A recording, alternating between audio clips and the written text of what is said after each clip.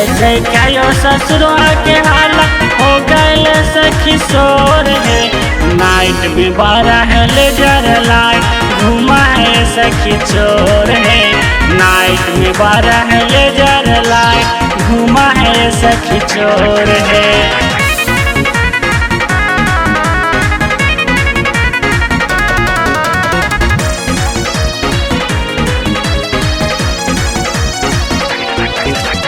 Night में 12 laser light घुमा है सखी चोर है।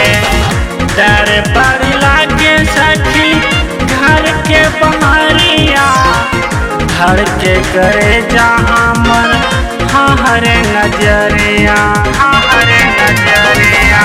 डर पर लागे सखी घर के बहरिया धर के करे जहाँ मन हरे नजरिया।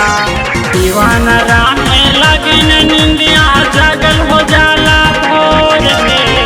दीवाना राहे लगन निंदिया जगल हो जाला भोर। नाइट में 12 लेजर लाइट घुमा है सखी चोर है। नाइट में 12 लेजर लाइट घुमा है सखी चोर है।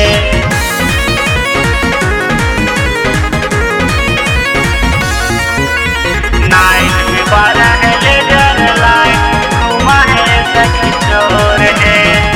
काबो काबो लागल रहे अवधि सूत पतिया निक नाही लागे देवरा प्रदीप के आदतिया प्रदीप के आदतिया। काबो काबो लागल रहे अवधि सूत पतिया निक नाही लागे देवरा प्रदीप के आदतिया।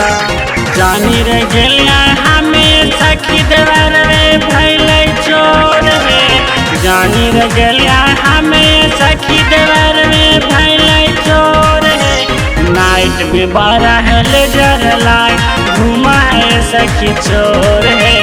नाइट में 12 लेजर लाइट घुमा है सखी चोर है। कैसे कहो ससुरवा के हाल हो गए सखी शोर है। कैसे कहो ससुरवा के हाल हो गए सखी शोर है। नाइट में 12 लेजर लाइट घुमा है सखी चोर है।